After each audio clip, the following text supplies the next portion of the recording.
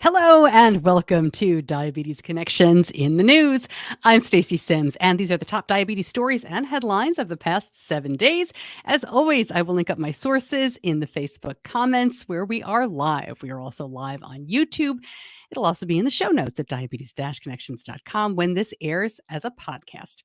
In the News is brought to you by the world's worst diabetes mom, real life stories of raising a child with diabetes, winner of the American Book Fest Prize for Best New Nonfiction. Available in paperback, on Kindle, or as an audiobook, all at Amazon.com. Our top story this week: new congressional report from Democrats on the House Committee on Oversight and Reform, keeping the focus on insulin pricing. It says Medicare could have saved more than $16.7 billion on insulin if we're allowed to negotiate like other health programs. This final report is the culmination of an almost 3-year investigation. Documents from Eli Lilly, Novo Nordisk, and Sanofi indicate these firms, quote, raised their prices in lockstep in order to maintain pricing parity. One particularly damning quote, a Novo Nordisk pricing analyst remarked, maybe Sanofi will wait until tomorrow morning to announce their price increase. That's all I want for Christmas. A surprising move in Europe announced today. They pulled the SGLT2 inhibitor for Ziga from the market for people with type 1. AstraZeneca said the decision isn't about safety, but didn't explain further. There are already concerns about an increased risk of DKA from SGLT2 inhibitors in people with type 1. That's why they aren't approved in the US. But many advocates say the benefits outweigh the risks. The UK chief executive of JDRF said it is appalling that the drug has been withdrawn, as, quote, many people with type 1 are finding it an effective and useful tool to help manage their glucose levels. The FDA issues a warning to Medtronic over its diabetes headquarters. Now, this is related to a July inspection that led to recalls of the MiniMed 600 series pump and a remote controller device for MiniMed 508 and Paradigm pumps. Medtronic says they are implementing a range of corrective actions and process improvements related to the observations and will continue to review these actions with the FDA.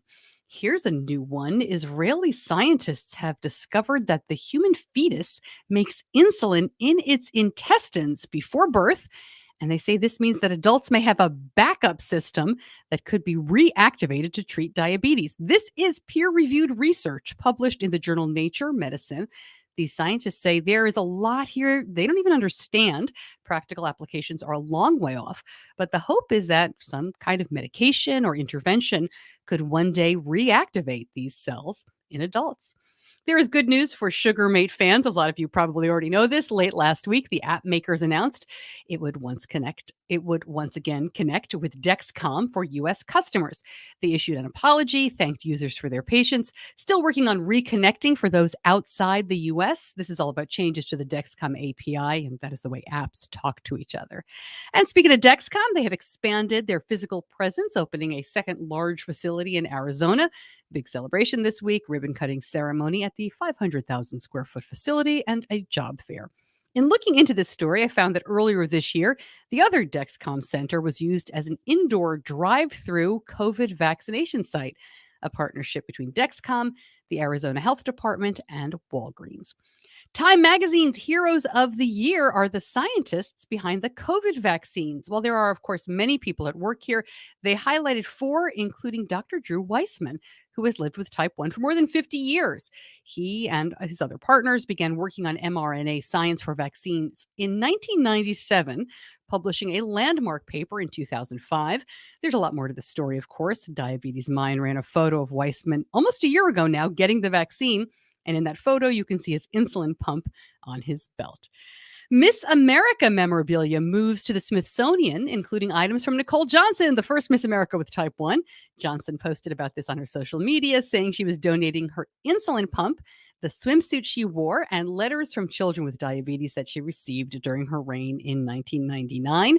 The exhibit will mark 100 years of the competition, and some other items include a hearing aid compatible microphone used by Heather Whitestone, the first deaf Miss America, and the first swimsuit worn in the pageant. New York Times article out this week about model Lila Moss wearing her Omnipod. You all have seen this during a fashion show a few months ago. But they included quotes from a few other runway models with type 1. Nothing too new here, but worth mentioning. It's not uncommon, these models say, for pumps and CGMs to be airbrushed out if the client or the model wishes it to be. But they do keep their tech on for the shoot. It was an interesting little behind the scenes slice of life for these models. Before I let you go, a reminder that the podcast this week is all about my favorite things. I had a great time with this episode. It's short, it's fun, and I talk about accessories, storage, getting organized, toys, books, and a lot more. You can listen wherever you get your podcasts, or if you're listening to this on a podcast app, just go back one episode. And next week, we have a predictions episode. Diabetes Mind managing editor Mike Hoskins joins me as we talk about tech and a lot more in the year to come.